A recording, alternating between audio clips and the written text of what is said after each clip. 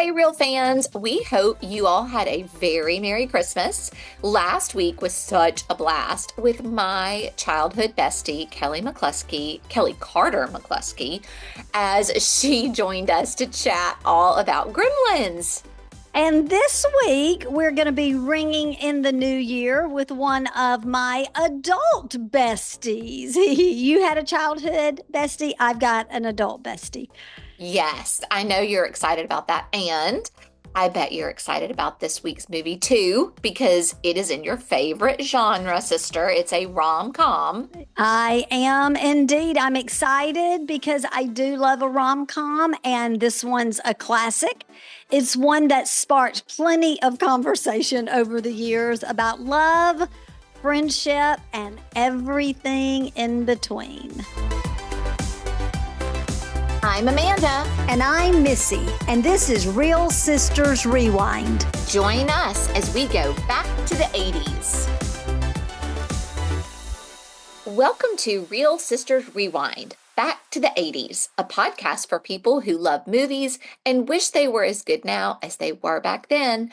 I'm Amanda, and I'm here with my sister Missy, and we want to welcome back all of our real fans joining us today. If you're new to the podcast, welcome. We are glad you're here. You should know that we're two sisters who love great films, especially those from the 80s. That's right, Amanda. And each week we rewatch and relive some of our favorite movie memories. If you're enjoying the podcast, please give Real Sisters Rewind a 5-star rating on your podcast app. Subscribe and leave us a review to help more movie lovers find the show. We're also sending out Real Sisters stickers for every 5-star review. So if you leave us one, just take a screenshot and email it to hello@realsistersrewind.com, and we'll make sure you get one of those cool stickers. Yes, and we need you to remember to email us because we can't always tell who the real fan is on the review. So be sure to screenshot us and send us that email. The stickers. Yeah, sometimes it's like RT. Yeah, it's like their AC. username. Yeah, so, right. So we really want to get those to you. They're super cute. So today we're diving into one of the most beloved romantic comedies of all time. One of my very favorites of my whole life, When Harry Met Sally. Is actually called a romantic comedy for the ages. Well, I like that. This movie gave us iconic lines and one of the best on-screen duos ever. And I think also maybe unexpected great on-screen duos. And we just can't wait to talk about it. Yes, it's packed with iconic moments, witty banter, and it's set against the backdrop of one of our favorite cities in the world, New York City in the 80s. And speaking of New York City, our special guest today actually followed the footsteps of the Sally character in the movie because she graduated from college and moved to live in the Big Apple. But I'll let you introduce her, Missy. Absolutely. I would love to. As I said in the beginning, she's one of my besties. But she's a friend I met later in life. We've only known each other, Mayce, for what, about 10 years? Yeah, about 10 years. And we couldn't have grown up further apart. And I don't just mean geographically, right? We grew up very differently, but we're also so much alike. We're besties, we're business partners. We're even launching our own leadership podcast next week, Impactful Messages with Mayce and Missy.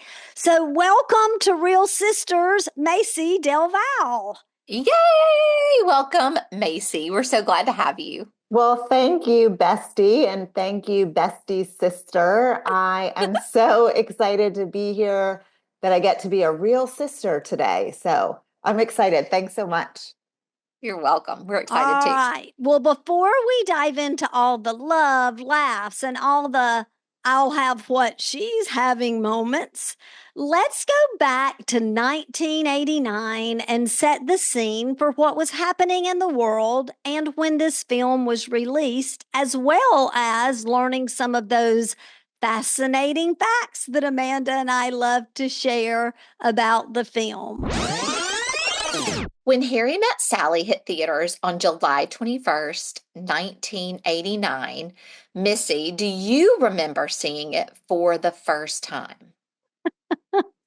I do. I remember seeing it a few weeks ago when it was on our lineup of movies to go through.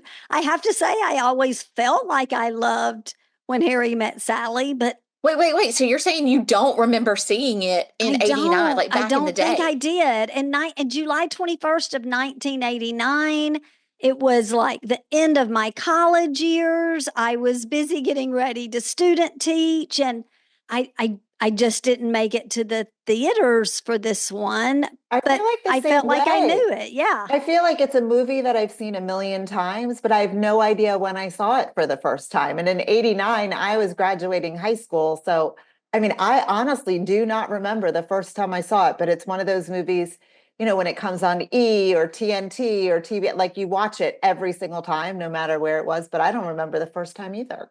Yeah, but I think when I'm watching it like that, Macy, I'm usually multitasking, right? Like I'm not necessarily watching it. It's on and I know all the parts, but it really wasn't until getting ready for this podcast that I like sat down and watched it from beginning to end, taking it in. I had a few tears.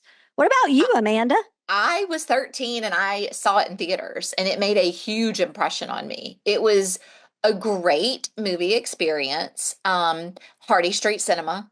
And yeah, and it was, I think it just made this really big impression on me. And I think I'll try to talk about it more when we are talking about the themes in the film and that question of, can boys and girls be friends? Because I always had a lot of guy friends my whole life. And this movie would always kind of come back to me. And I don't know, it just made a really big impression on me. Was it like your first kind of big girl movie? I mean, No, I At don't think no, so. 13, I mean, at 13. No, I don't think so. I don't no. think so. I mean, it was maybe my first. I mean, I had seen like some of the John Hughes kind of movies, but like maybe adult rom-com probably. And it really, this kind of like started rolling that genre out, I think. I mean, not the first rom-com, but in this format and the structure. But yeah, it made a really big impression on me. Which I is loved interesting it. because I feel like this movie, like, I don't know, would a 13-year-old get it? Like, I don't, I don't know, at Oh yeah, we 13, got it well, for yeah, sure. obviously, if you're saying it made a really big impression on you, maybe it laid a foundation for like future friendships and relationships. Because at 13, like, I hope that you have a lot of boys that are friends, right? Like, I hope you get to be Yes, friends with yes. boys and Right. not just be like their girlfriend, boyfriend. So I don't know. It's interesting. The age thing it's an interesting perspective. Yeah, that's definitely, it made an impression throughout my life. Right. It kind of like laid that foundation for And sure. Macy, we're actually finding that in a lot of the movies that we've gone through, with there being an 8-year age difference between us, there Right. are a lot of different perspectives that we see in the movies. Well, the number one song on American Top 40 the week the movie came out was the song "If You Don't Know Me by Now" by If you don't Simply know Red. me, I hated that song. Ooh, ooh, ooh. And you don't hear me say that I didn't like a song from the 80s very often. That's one No. I could not stand. And the video was awful. And it was during my MTV days, so I remember it. I did not care for that song at all. I don't remember loving it, but I don't remember hating it Yeah, I don't either. have an aversion. My dad was a big Simply Red fan. Ugh. I Oh, don't, really? yeah, I don't have an aversion to the song, but it wasn't one that I'm like, oh my God, that was the best song ever. Yeah. Mm-mm. No. Mm-mm. Well, on People magazine was a 63-year-old Hugh Hefner, and it was the cover of him getting married, and the headline read, and this is verbatim what it said. Yes, it's true. Last week's Playboy's Hugh Hefner, 63, vowed fidelity to a 26-year-old playmate for life, Kimberly Conrad. The bride wore white. Hey, she wore clothes. Next week, hell freezes over. Clothes, meaning she didn't wear her bunny ears and tail. Can you imagine something like that being on the front of a magazine now? Like a Nope. mainstream magazine? I don't know. Do Nope. they even have magazines anymore? I Almost feel know, like they don't gosh. even They have do. them. You know what they do? It's so funny. Like, I mean, you see them at the airport, and I'm always like, who buys magazines anymore? But I used to love magazines so much. Let me say this. This is interesting to me because for a few reasons. Um, Number one, I think 63 then seemed a lot older than 63 does now. Well, I When I, sure hope so, because isn't Chris Washam 63? I know, right? Like, that's what I'm saying. But like, and I actually looked at the cover of this and I was like, oh, Hugh doesn't look that old in this. But I loved the show on E, The Girls Next Door, which of course this was after he had been married to Kimberly and they had children and divorced, or actually they were separated, which is a whole nother part of the story. But I loved that show. Um, and it just gave this tiny little window into what life was like there. And I just thought it was really interesting. And in fact, I would always watch it. This was right around the time Savannah was born. And like when I would be up in the middle of the night with her, Girls Next Door would always be on. And I was like, great, I can just watch some Girls Next Door.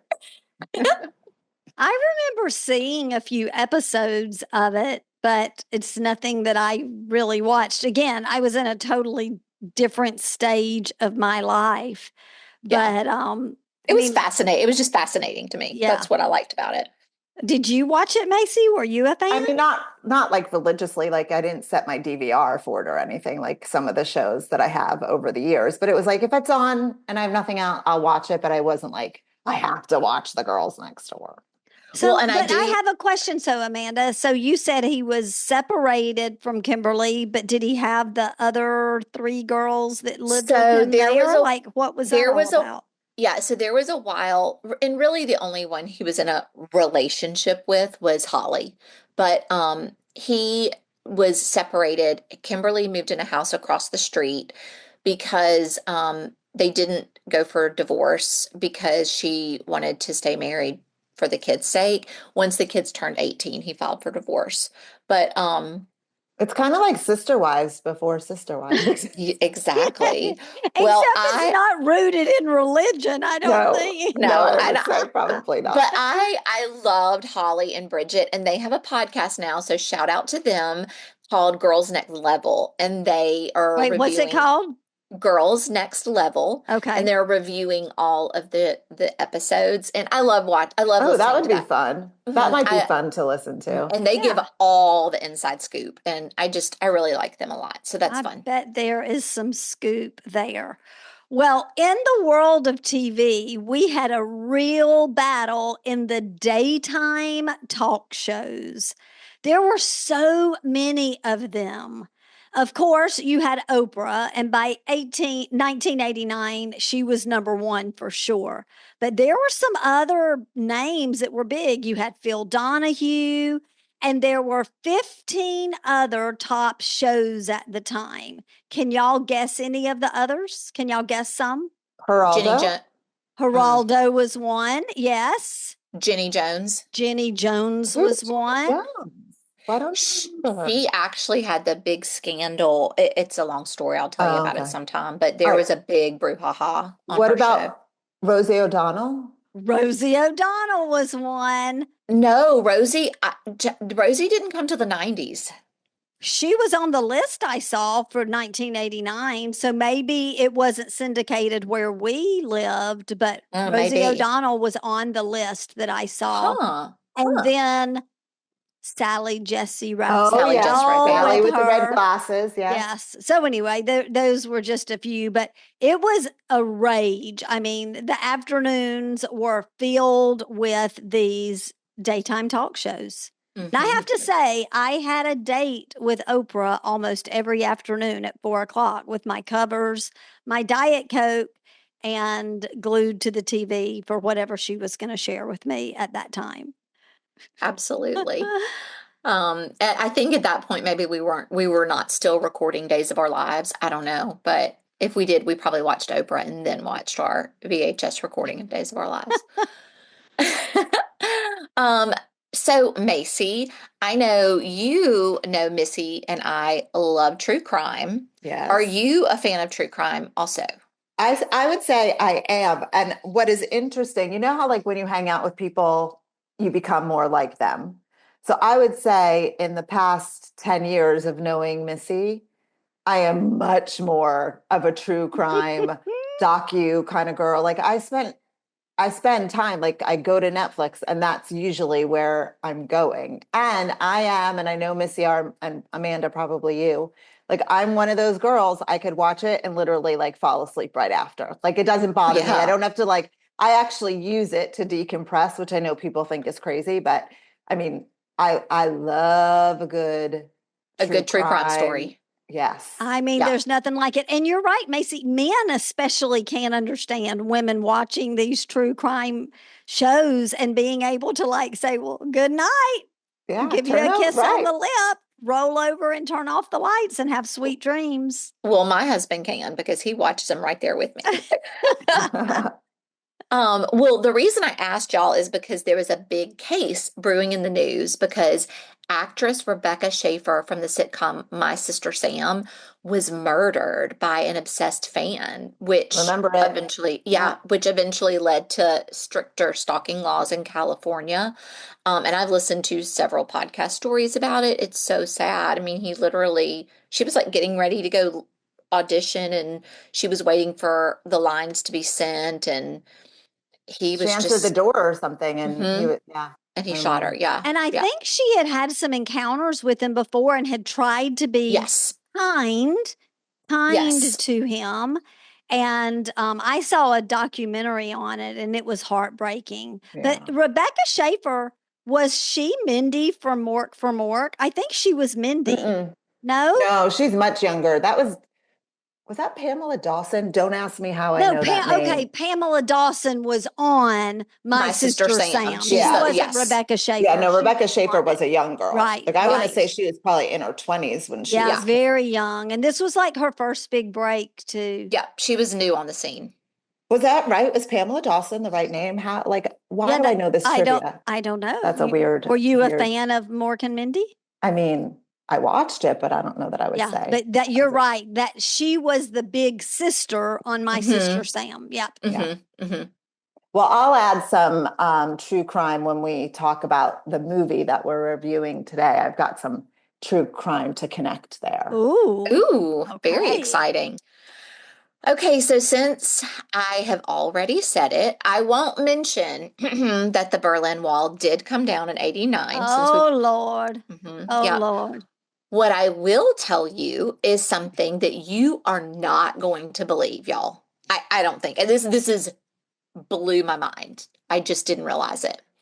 I had to actually look this up several times to convince myself that it was true. Seinfeld aired on NBC on July 5th, 1989. What? I can't even make that make sense in my mind. That means it took a lot of years to build an audience. Like I didn't start watching Seinfeld till 93 or 94. I had no idea it had been on since 89. Well, if you go back, go ahead, Max. No, I feel like that seems weird to me because if I graduated college in 89, it's been on, well, I mean, obviously it's not on, it's syndicated now, but for 35 years, like, I don't know, that just seems... I know. I feel like I would remember that show being on when I was in high school or college. But It you know didn't. what's so funny is that as I remember watching it, like when my kids were young, Michael especially, Michael toddling around, it had been on for a while. Because if you go back and watch some of the beginning episodes, they're very different than the ones that I kind of became like immersed in. So I Mhm. guess it makes sense that they had started, you know, building the show and it just took a while for people to catch on and then it caught on like wildfire. I'm glad that it didn't get canceled before they got to make it all the way through, like in those first years, because I had no idea it was a thing Yeah. until No. I started watching it later. So that really baffles me.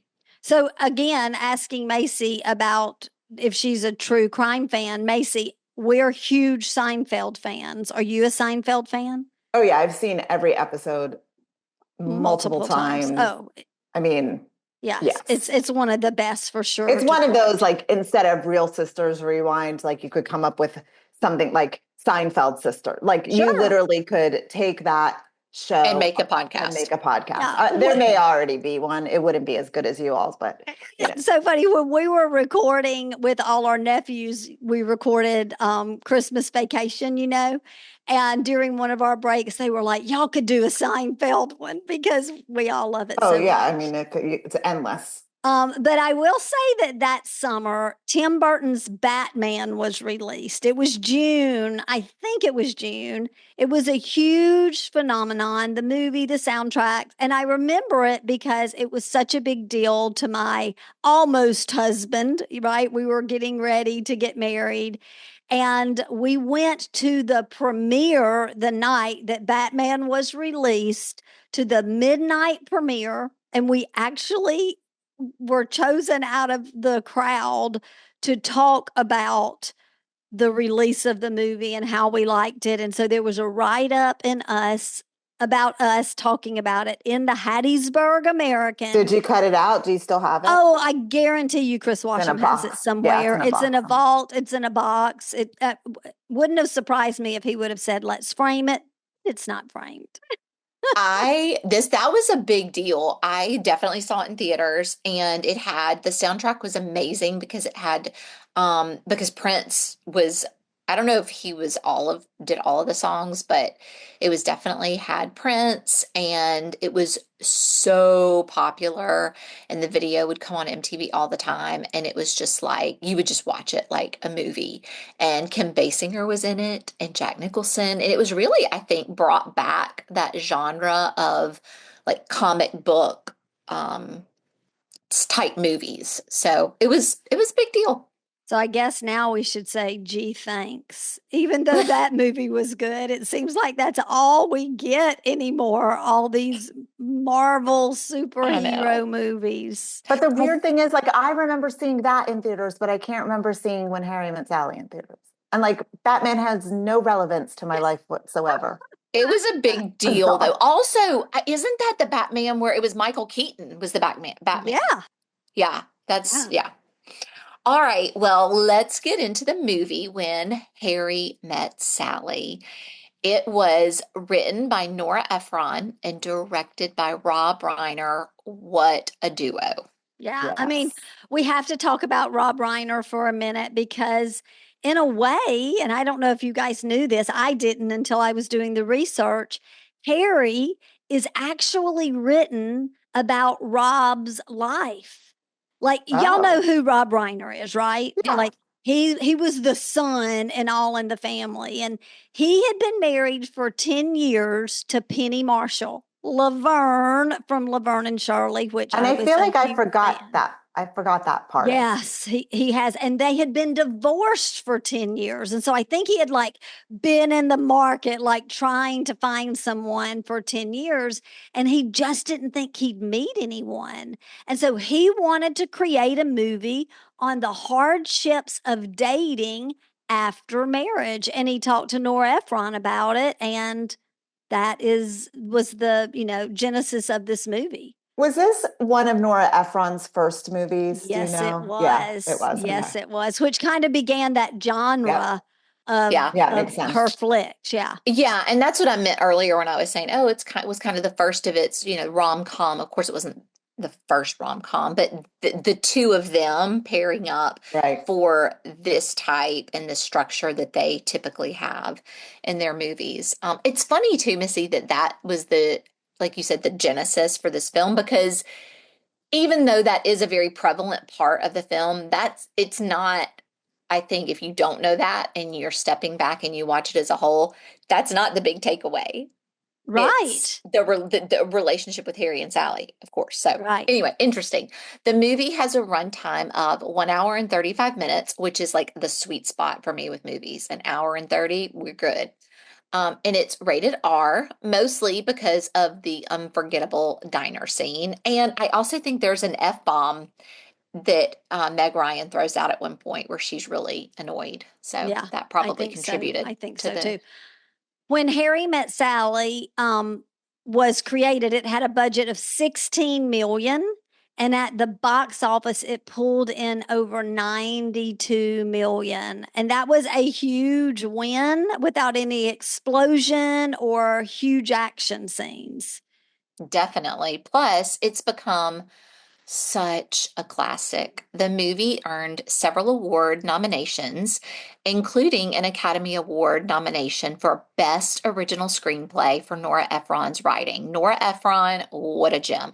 And although she had a couple of movies, like you had said, Macy, this one in particular really set her career in the trajectory of being known as that queen of creating romantic comedies, right? She had a way of creating biting wit and combining it with strong female characters in a way that audiences loved. Yeah. And, we have to mention the cast. Billy Crystal was already a big name, and Meg Ryan was just starting to become America's sweetheart. But did y'all realize that she wasn't even the first choice for Sally? No, I didn't know Mhm. I did that. Oh not. my God, there's no Mhm. one else who could have played that part. I know. Well, they Who thought was it? about Who was it? Molly Ringwald. No, no. Never. Oh, no, no. That would Never. have No. been horrible. And it's hard to picture. And like, I love Molly Ringwald in roles that she is in, but Oh, Right, yeah. not for this. right. It's hard to picture anyone else in either of those roles because the chemistry between Billy Crystal and Meg Ryan was one of my favorite things about the film. And I absolutely loved that Billy Crystal was cast as the guy, like the opposite of the female. Because he was just like a normal looking guy. Like he wasn't the movie star type looks that you Right. think are just like, oh my gosh, Yeah. he was like a normal guy. And it just made it so much more relatable. And again, the duo of Billy Crystal and Meg Ryan was kind of like an unexpected chemistry that I think also made it really special. And Meg Ryan, of course, is just adorable. And just to mention, there were two notable nominations for the movies. They were Golden Globe nominations for Best Performance for an actor and an actress in a comedy, of course, for Billy Crystal and Meg Ryan. And they both won the funniest actor and actress at the American Comedy Awards. But actually, Carrie Fisher, who plays Sally's friend Marie, she won the same award that they won, except for supporting actress. Now that is a supporting actress award I can get on board with, as opposed to Corey Feldman. Remember from our Gremlins episode? Yes. What? Like, yes, she definitely deserved it more than Corey Feldman did in Gremlins. You're right. But wait, I have to say something here real quick. So, because you just brought up Carrie Fisher, of course, we've talked about Meg Ryan. They are both in some more of these films, like Nora Ephron. Like we see them in some of the later films too. Like I feel like they cast Billy Crystal's not, but I feel like they cast some of the same people in their films Carrie moving forward. Fisher will forever be Princess Leia Oh, to me. I I can't see her know. without in anything question. else. I mean, Yes. it's hard to imagine her being cast for anything else after that role because that's all I see. That's That's all right. I see. Yeah. Yeah. It's Well, interesting, Amanda, that you say that, because obviously we could list a lot of other movies that Meg Ryan was in, but all these years later, I saw the one and I don't even know what name it was. And I was so excited to see it. It was with Meg Ryan and David Duchovny, and they were going to be trapped in an airport because of a snowstorm. Yes. It Yes. was one of the worst movies I've ever seen in my Snooze life. fest. It was just, there was nothing there. It was just horrible. It was awful. And I was like so disappointed because we hadn't seen Meg Ryan in so many years. Then we saw her in what is supposed to be her true genre, and it was a total flop. It was horrible. Do you know what I think oh, happened with that movie, though? I think it was filmed in the middle of COVID. And so they did it basically in this empty airport. It was, and I think it was Well, just to they get a should have movie kept it. out. Yeah, They just should to have get a kept it in movie an out. empty airport because it was horrible. How well, do you good really feel, thing. Macy? Exactly. Good thing there is so much to love about this movie Yes. from the cast to the writing. So let's get going and dive into When Harry Met Sally. All right, let's start from the very beginning. Our journey starts in 1977 when Sally, as we've already said, is played by Meg Ryan, is offering Harry, Billy Crystal, a ride from Chicago to New York. They've just graduated, and honestly, it's pretty clear right away they don't like each other, right? When she drives up to get him, he is making out with his girlfriend Amanda, who is actually the one who set the ride up. I know. It Oh, was and kind of cringy. yes, Yeah, it was definitely. like overkill for sure. Like Yeah. it was just a lot. Yeah, she was like, but I have to say, because you said it starts in 1977, one of the best things to me about this movie, or that I really enjoyed even from the first time I saw it, is how they go through the years and their appearance Yeah. changes. Like in the Yes. 1977, she's got the feathered hair and the Right. like walking shorts, and that was really fun to watch how they did that. That was And cool. I want to say one other thing here. As you know, we watch movies, Amanda, and we kind of think about who would be a great fit.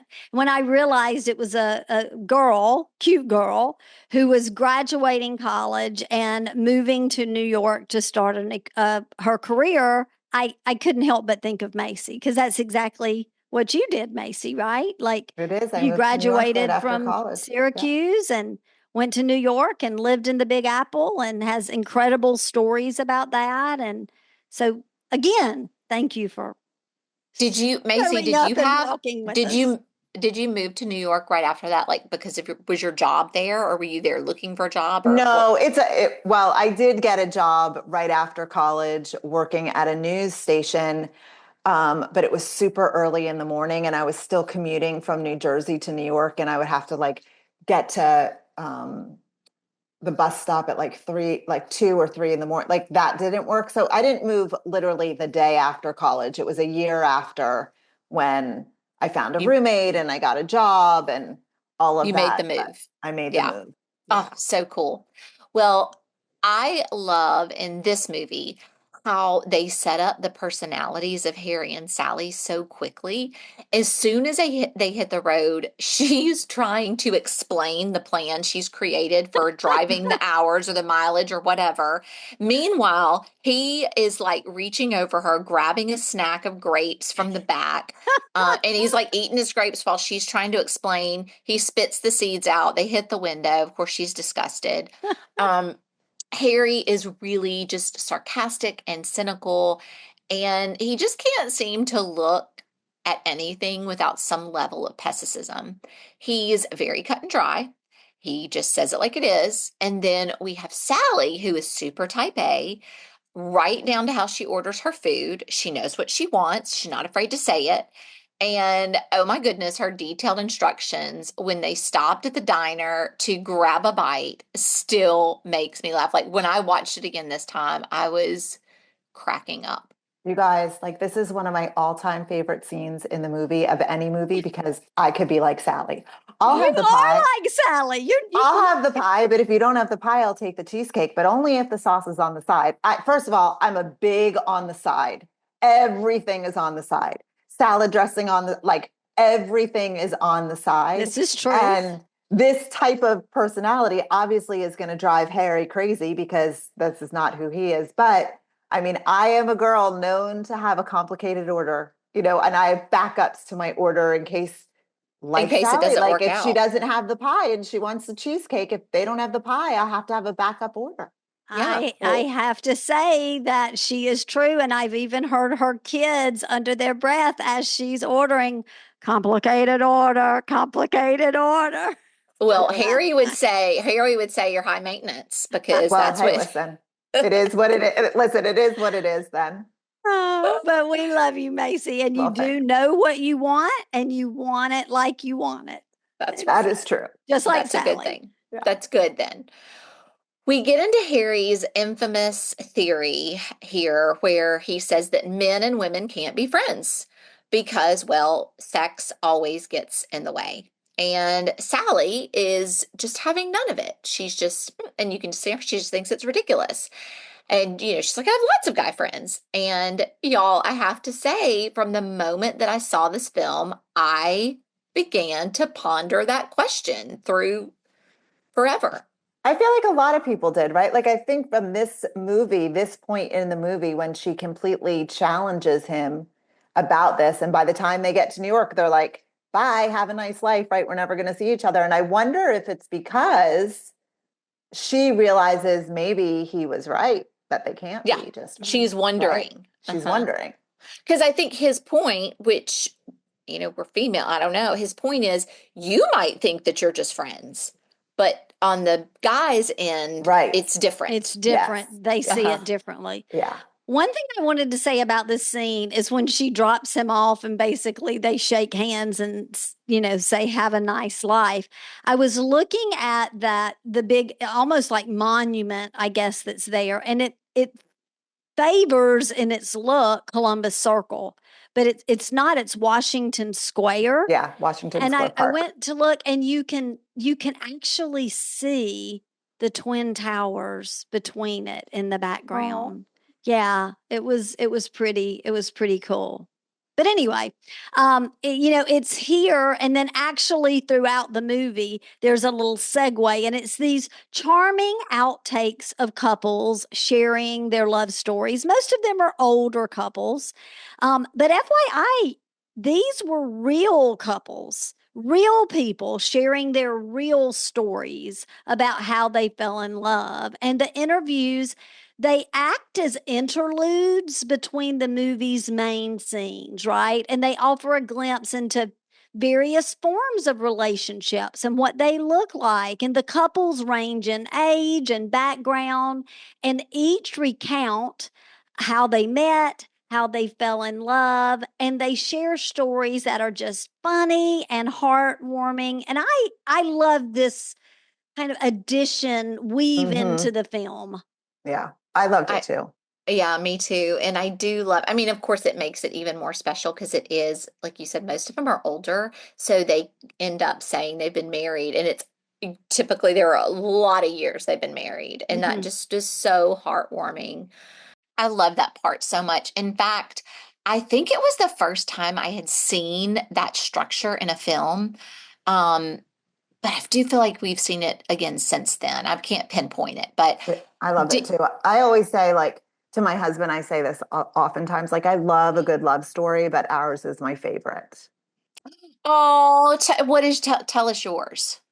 Here's our Well, little vignette. oh, okay. Here's our little vignette. So, my husband and I actually met when we were in our late 20s. We were introduced by my sister, and we lived in different cities and states. He lived in, Philly. I lived in New York, and he would travel. I would travel every other weekend back and forth.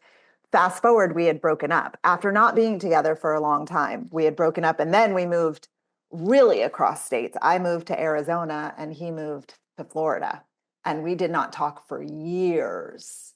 I think it was like I don't know, 6 or 8 years we didn't talk.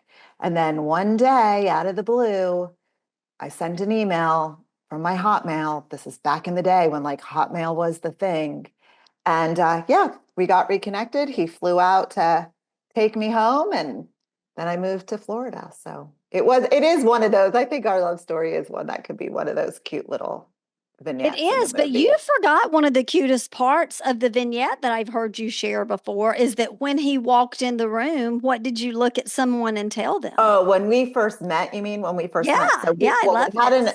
we hadn't officially met. I was at a pizza place with my roommate from college. We were out of college, but she was down the shore visiting me. And this guy walks into this pizza place, and I looked at her and I said, I'm going to marry that guy. And she's like, who is it? I'm like, I have no idea who it is.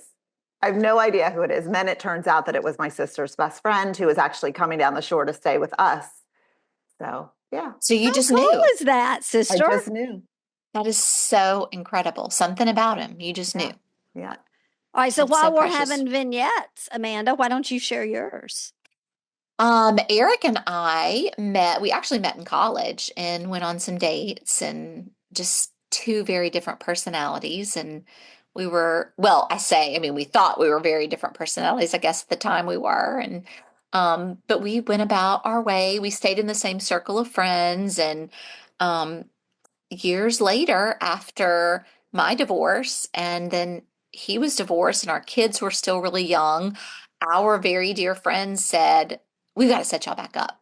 And so we went on our first date. And then a year to the date of that first date, we blended our families and we got married. So So sweet. sweet. So Mhm. sweet. Miss, what Yep. about you? So for me, I was a junior in college and I had adopted a healthy lifestyle. And I was out at the Healthplex one night and I met this cute guy and he started kind of taking me around to machines. And I thought he was super cute and super sweet. But he was a good bit older than me, 8 years. So I was 19 and he was 27. Long story short, a whole summer of flirting. And he runs into one of my cousins at a football game and says, "You ought to take out my cousin." And the next week, he asked me out, and we went to dinner and to see an 80s movie, A Fish Called Wanda, which we might have to review. And I remember, Macy, kind of similar to your story, I came back to the dorm and I plopped on my bed, and all my sorority sisters came in because they knew I had had a crush on him all summer. And I said, I'm going to marry him. And sure enough, I did. So, And I yeah. would say the two of you have very different personalities. Yeah, we do have very different personalities, but they work. Yeah. They work. Missy, when you were getting into your healthy lifestyle, The first time of many. yeah, were you now? I get healthy at least once a decade. No, I've Now, known you for 10 years. You've gotten healthy a few times in our friendship. yeah, during that time, is that when you started your V shredding? Shut up. I don't think I know that story. It's the story for another day, but It's I'm a story intrigued. from another day. I'm intrigued. I bought a little app like 2 years ago called V Shred, and She was so excited. I've used it all of maybe 0 times. Because you've not even told me about it. So, I mean, She thought it was like, I'm going to start the new year. I kept asking her. I mean, it is the new year. So go ahead. Maybe you could. It's the new year. So Started. maybe you need to start it again. Started your V shred. Started. Okay. Every time I would talk to her. So now the V Shred is a joke, but you know what? We need to get back to when Harry met Sally. Sorry. Okay, so we had 5 years to 1982. Harry and Sally run into each other at the airport. I love this scene. I just have to say, I love this scene. Yeah, this is cute. she's got a new look because it's now 1982. And the roles are a little bit reversed. Sally's the one, she's making out with her boyfriend Joe in the airport, kind of And like last Harry time was. he was making out Yes. with his girlfriend. Yeah. Yeah, and so, but Harry knew Joe and was like, "Oh, Joe, is that you?" And so they kind of strike up a quick conversation, and she was thankful that Harry didn't recognize her. Like she didn't say anything. She recognized him, she didn't say anything, and she Yeah, was glad he didn't. but then Harry overhears her complicated drink order, right? And he's like, I know that complicated order. And then, of course, the man next to Sally offers to switch seats with Harry so the old friends can sit next to each other on the plane. Yeah. And it's interesting because they sit next to each other. She obviously didn't want to. And so they had this polite yet somewhat distant conversation. Harry is actually about to get married, and Sally seems pretty content with her life too. Still, after the plane lands, they part ways again, and they're still two totally different lives at this point. Although Harry does try to chat it up with her on the walking sidewalk. He even offers to for them to go to dinner. He was like, "Oh, you staying over? Or we should have dinner." She's like, no, thank No. you. Yeah, she's so That would be no. resolute. Like her personality is just so she just has such resolve. Yes. Decisive, like Mm-hmm. my friend Macy. Mm-hmm. Mm-hmm. Mm. Well, 5 more years pass, and here we are in 1987, and Sally is at lunch with her friends. Alice, who is played by Lisa Jane Persky, and Marie by Princess Leia herself, Carrie Fisher. And the ladies are talking about Sally's recent breakup with Joe and how she hasn't dated anyone since. And um, now she looks, her hair's curly, and it's a totally different look. But it's really funny listening to them about all of them talking about like getting back out there and how there's Because no Joe is men who she was kissing in the at the airport. airport. Yeah. Okay, got it. Yeah. And then I love like Carrie Fisher's character. She just pulls out the Rolodex, right? Like, let me go through all of my numbers to see who I could set Sally up with. I love a good Rolodex. I wish people still use Rolodex. I know. And here's the funny thing about the Rolodex too, that I don't know why it just tickled me this time. I'd noticed it before, but when her friend says, "Oh, he got married last year," she doesn't take his number out of the Rolodex. She just folds the corner folded it down. over. Yeah. Yeah. Well, I have to tell y'all, I never had a friend that carried around a Rolodex like that in her purse, but I did have a girl in college that I went with that she carried around one of those flat pop-up address books. Do y'all know what I'm talking about? Your grandmothers might have had it, Oh, and you could click, click, click from A, B, Oh, C, yeah, D, E, yeah, F, yeah. and then you punched it and it would pop open. I have a friend who carried one with her everywhere she went. those guys were don't- metal. Yeah. They Yeah. were heavy. But don't Not the make fun of music. me. I still have an address book. Like I know it's all supposed to be digital on our phone, but I still have an address book that I keep updated. When people move, I cross it out and I put their new address in there. So does our mom, Lottie. She has got her address book and it's got so many cross outs and rewrites, but it is kind of fun to look at it, I have to say. Mom had one of those pop up Oh, yeah. address books. So did both our grandmothers. They by the all landline. sat by the landline and you just click, click, click and pop and click, click, click and pop. Yep. So funny. Absolutely. Okay, back to the movie. When while all this is happening with Sally and her breakup with the friends, then we see we see Harry having a serious conversation with his friend Jess during a football game about his impending divorce. And I loved the contrast of the guys having this deep conversation, like so serious. Yes. During the time when the crowd is doing the wave and Right. they keep standing up and Yes. doing the wave, but they never miss a beat on their conversation, but they're also not going to miss the wave. Like they're not going to let the crowd It is so down. true. Like we're just going to keep talking serious, stand up and do the wave and keep talking serious. Yeah. And then the next time Harry and Sally bump into each other, they're at a bookstore in New York. And this time they're both single. Ah. Yes, and Sally looks so cute in this scene. This is like from here on out, I just think she is always dressed so adorable. she was just, and maybe that's another reason I loved this movie so much at this age. Like, I loved the way she looked in this movie, and it was just inspiring to me as a teenager, like, oh, wanting to look like her. But they've both been through heartbreak, and we get to see them actually start to build a real friendship. And it's interesting because they handle their heartbreak very differently. This is when we see one of the beautiful shots of them walking through New York in the fall with the leaves, and we get several of these throughout the film. And Sally always has on, like I said, the most adorable put together outfits in these scenes. It's just so cute. It is so cute. But I have to stop and ask you, Macy, like, do you have memories of when you lived in New York? Because I know you did a lot of walking then, of taking in that Oh, yeah. beauty of the seasons, because of Oh, course in the yes. South we miss that. In Florida you don't see it anymore, but it's so breathtaking and really like picturesque. Yeah, I mean, there were so many times that I would walk home from work and it would take me hours. I mean, 2.5 hours.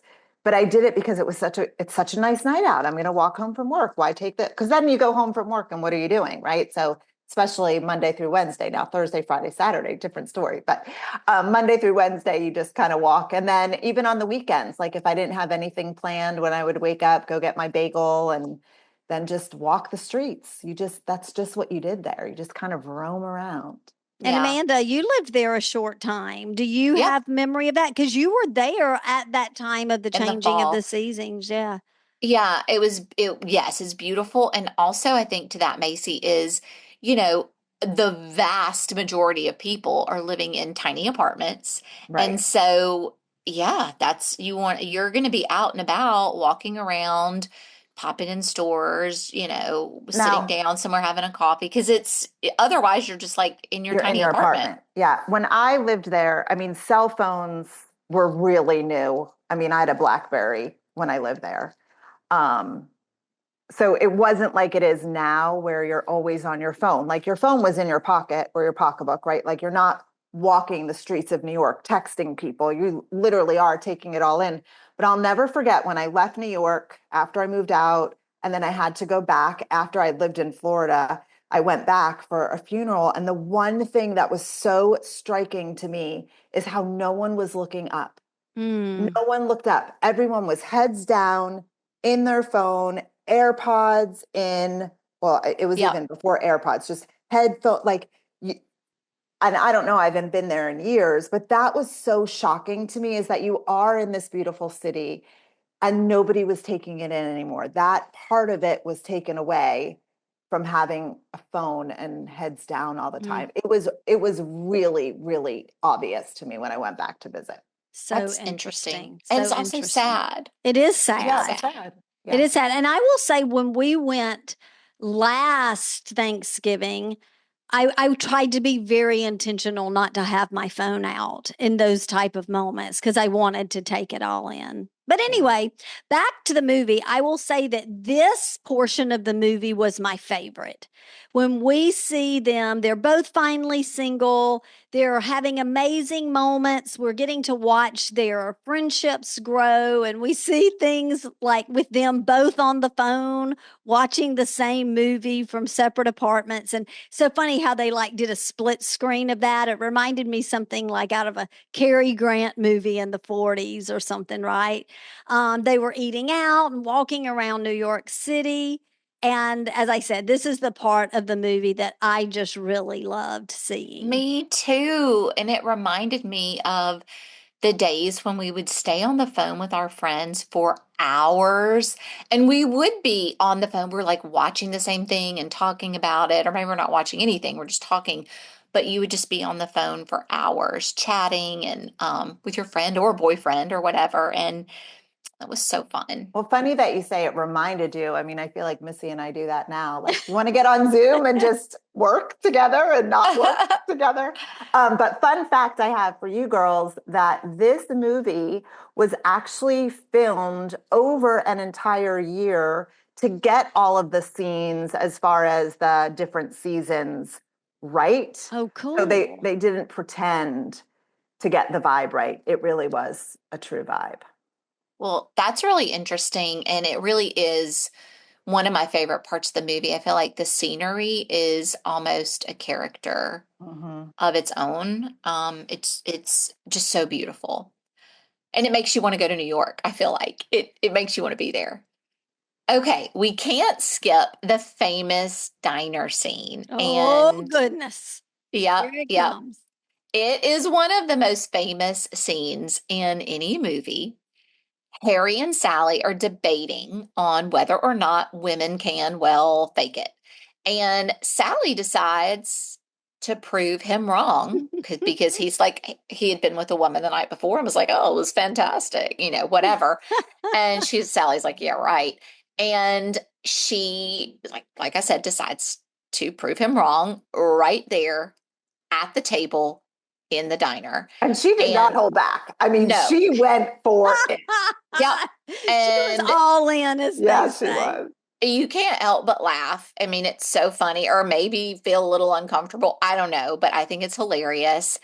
And fascinating fact is that Meg Ryan came up with the idea that this conversation in this actual scene where she fakes it should happen in a crowded restaurant so that it's even more sort of like, Taboo, people. yeah. Yeah, Well, and then yes. here's the thing, the woman in the restaurant who says one of the most famous lines of any movie, actually, I'll have what she's having.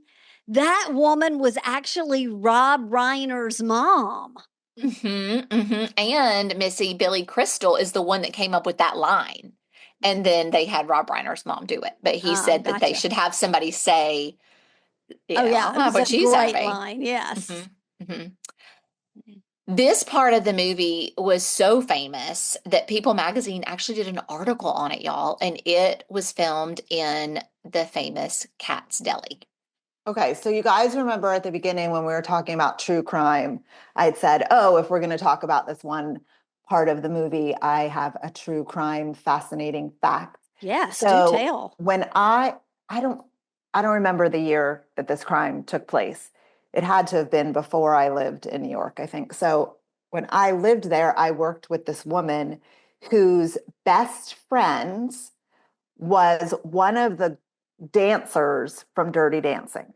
Okay. Not the main girl, because I know you guys reviewed Dirty Dancing, not Penny, but she was one of the dancers. She was actually wearing, and she sticks out in the crowd. She was wearing it was a blue top with black polka dots. You could easily spot her out in, I'll totally go be yeah, watching that. Okay. and you'll see her. Well, she actually was murdered above Katz's Deli in a drug bust gone wrong. Not a drug bust, in a drug deal gone Oh, wrong. wow. Yes.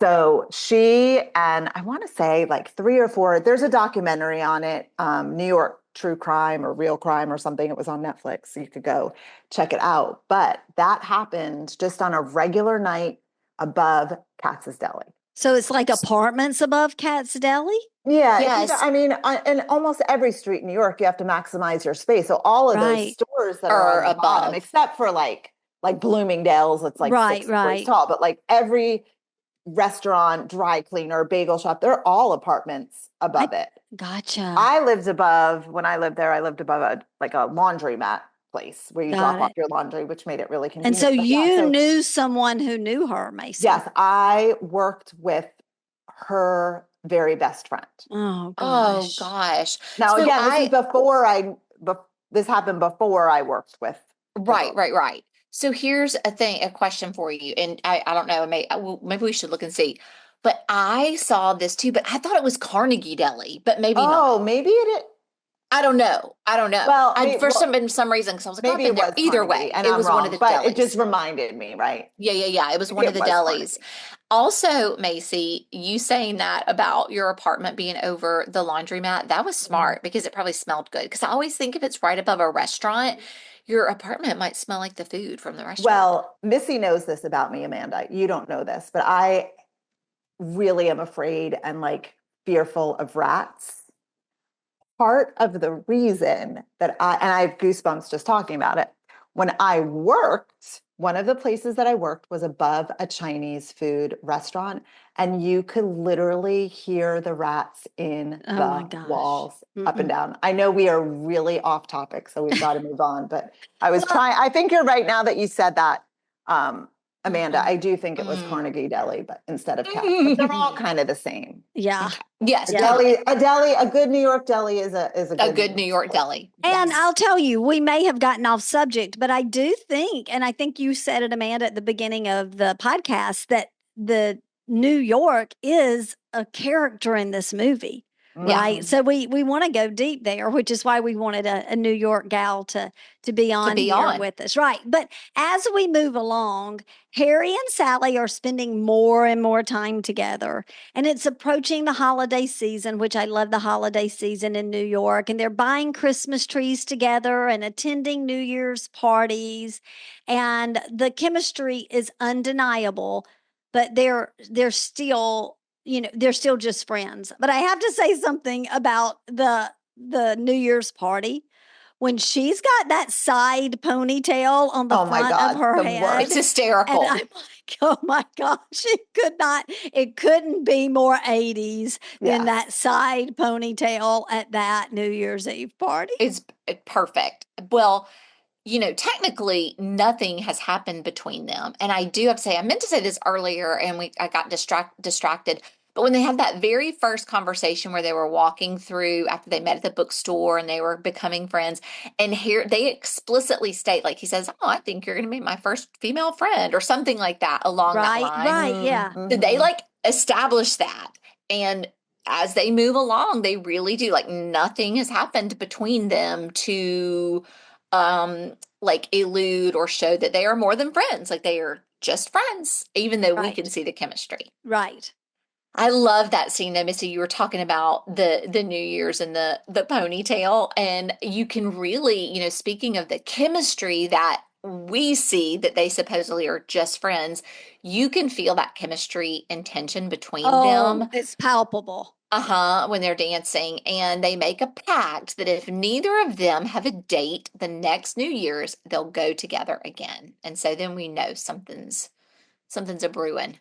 Yeah. And then we had that like hilarious double date disaster when Harry and Sally try to set up each other with their best friend, right? Jess and Marie. And Yes, then yes. instead of like them hitting it off, Jess and Marie fall for each other. That was funny. That was funny, and it like actually worked out perfect that they hit it off, because then it kind of gave them a connection to stay together. But they do hit it off and they're inseparable, and that leaves Harry and Sally awkwardly watching this new romance bloom. And I really loved, girls, how the film showcased all these relationships evolving, right? And speaking of evolving, things take a turn after Sally finds out that her ex Joe is getting married to the paralegal he works with, Kimberly, as she says. Look, she has a breakdown. She can't handle it. And who does she call over to vent? She calls Harry. I just Yeah, remember all the tissues. Like I just remember there were so tissues everywhere.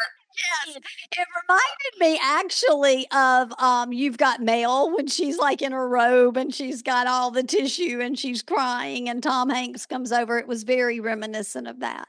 It is. And it was a big deal that she was so upset about Joe, because she's always been so okay about the breakup Yes. yeah. forever. And so this was like a big deal that she finally broke down about it. Yeah, and then she realizes, it wasn't that Joe didn't want to get married. It was that he didn't want to marry her. It's like that whole it's not Oh, you, it's me thing. And you just yes. know, like, I know Oh, I've been there before, like with a boy and they break up and then 2 weeks later they're with someone else. And it's like, but you said you wanted to be alone. No, that's not, Yes. it is so heartbreaking when it's you're, heartbreaking. I mean, I even, hear like even not even the marriage thing, but like, oh, I don't want a relationship right now. And just like you said, Macy, then you turn yeah. around and they're like, got a girlfriend. It's really sad. It is it is a really raw and emotional scene when Harry comes over to the apartment to comfort her, and they end up kissing. And well, they spend the night together, and that leads to a whole new set of complications. And I was just thinking in that scene, it's so awkward because he's told her these thoughts he has about laying there thinking, when can I get up? How long do I have to lay here? I'm like, is she thinking Yes. about that? But she doesn't seem to be. She seems to be fine. She's like, let me get All some water. snuggled up. Yeah. Yeah. So, Uh, but I was thinking that the whole time, like, oh my gosh, she knows all about She knows what what he's he thinking. thinks. Yes. And Yeah. he panics and things get really awkward between them quickly. Sally is heartbroken, which leads to them like not speaking. So, It's tough. And this is one of the reasons why it's if you do have a male female friendship, you've got to be really careful because you can lose a good friend that way, and it's tough. It's a tough moment. You can see that they're both really hurting, but they just can't get on the same page emotionally. They call their friends to vent, and of course, it's with a bit of comic relief. And that phone scene, you know what I'm talking about, y'all, where it's the four of them all on yeah. the phone at the same time. Like she Again, calls, very like Cary Grant 40-ish. yeah, Like where yeah. something would happen. Yeah. She calls her friend, he calls his friend, but they're in bed together. Of course, they're on their own lines. And I actually read that phone call scene with the four of them took 60 takes to get it right. Oh, wow. And it Yeah. was worth it because it was really well done. It's pure greatness. Yeah. Yeah. And of course, they're forced to interact again as best man and maid of honor at Jess and Marie's wedding. And like, it is so, you want to talk about cringe, right? It is so awkward. Like, you could cut the Yes. tension with a knife. And when he asks if she's seeing anyone, she tells him not to go there and storms out. She was not having it. And her throughout this whole movie, but towards the end, I really started seeing like her facial expressions were so good. You can just read what she's feeling by the look on her face. And I love that. And this now takes us to the grand finale. It's New Year's Eve again. Sally is at a party and Harry's not. He's walking the streets of New York, realizing that he's in love with her. And I do have to say, before we get to this finale, kind of have to like say, in defense of Harry, he has been almost like harassingly stalking her up to this point, trying to apologize, like leaving messages and saying he's sorry and please talk to me. And he's realized like he misses her friendship, he misses her. And she ices him out. She's strong. Yes. And after he has this realization, he races to the party and he tells her he loves her and he delivers that amazing line. When you realize you want to spend the rest of your life with somebody, you want the rest of your life to start as soon as possible. It's just perfect, y'all. It is. Oh, It's like one of the best movie lines ever. it really is. And that whole speech, I feel like set the bar for guys out there right then and there. Like if you're gonna go profess your love, you better know why you love her, and you better be able to list out the reasons. He starts Yes. listing out all these quirky things about her, and that's why he loves her. And it's just so heartwarming. And if So I'm not sweet. mistaken, I think he does like that she orders everything on the side. I'm just saying. Yes. It's Yeah, one of the things he likes about her is that's the right. way that he orders. So anyway, Sally tries to resist at first, but she cannot deny anymore. They are madly in love. They kiss, and that is the start of their forever. And this ending isn't what was originally written, ladies. It was actually originally supposed to be a sad ending with them passing like ships in the night and having just another chance encounter years later, much like they did on the airplane, etc. But during the filming, Rob Reiner met his current wife. They've now been married over 35 years, by the way. And he asked Nora to rewrite the ending and change it to a happy one.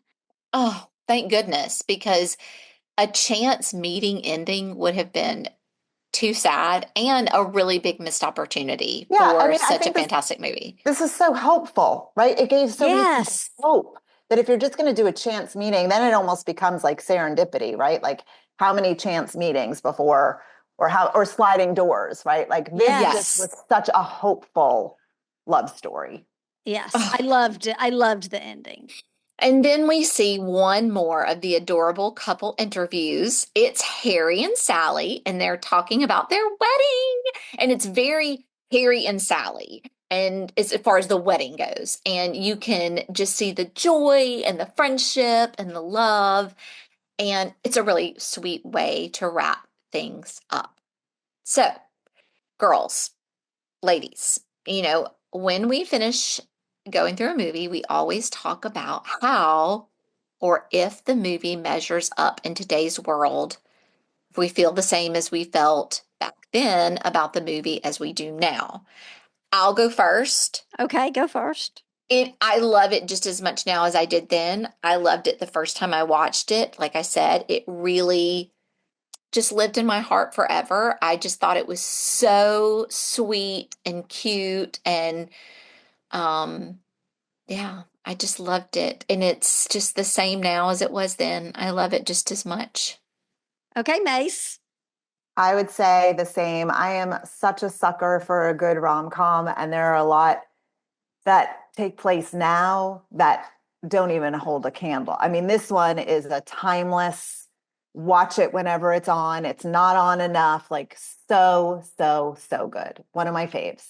Yeah. I think now they're either super hokey or they go off on some strange tangent, political tangent, and you have this weird kind of ending. It leaves you like perhaps this movie might have left us had it not been rewritten. But I think it's perfection when it comes to rom-coms. And yeah, I think, men and women are who we are down to our DNA and our core, and we've got to find a way to meet and get together and hopefully have that happy ever after. And I thought that one did it. I also think that Billy Crystal and Meg Ryan did such an amazing job of just bringing such realistic emotion to their characters, because it really is just a lot of Harry and Sally. And they did a really fabulous job making us feel what they were feeling. Yeah, connected to And them. I want to ask, as we go off one more question, can men and women be friends? Mm.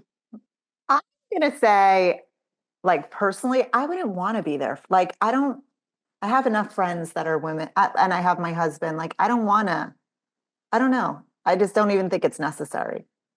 I think men and women can be friends from afar, but once you're married, I think that your significant other has to be that male friend for you. I just think But then you aren't it's, really friends. That would be more of an acquaintance. yeah, I think they can. you do. I think you can. I think you can. I mean, I think, you have to. I think it would get complicated. Yeah, it could be very complicated. It could be. Well, if you've never seen When Harry Met Sally, or if you're looking for the perfect movie to wind down after all the hustle and bustle of the holidays, why not grab your favorite champagne or cider, pop the cork, and ring in the new year with this film? It's got everything: romance, laughs, and plenty of heartfelt moments. It's the perfect movie to kick off your new year with a feel good vibe. All right, time for clues about our next movie. This movie takes us back in time, literally, and it involves a certain car that's equipped for much more than just driving. The film features an eccentric scientist and a guitar playing teen.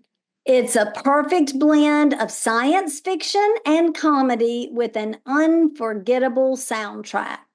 Think you know what it is? Tune in next week to see if you are right. Do you think you know it, Macy? Oh, I do. Yeah, you girls gave great clues. Okay. We hope we didn't give it away, but we hope we gave people something to think about. Well, if you think you've got it, or you're just curious, tune in next week to find out if you guessed correctly. And thanks again to you, Mayce, for joining us today. It was a fun look into When Harry Met Sally. And thanks to all of you who took the stroll down memory lane with us. Don't forget to follow us on social media at Real Sisters Rewind with underscores. That's real_sisters_rewind. And share your thoughts about the movie. And as always, if you're enjoying the podcast, we'd love for you to leave us a review for the show and the episode. Happy New Year, everyone! Happy New Year!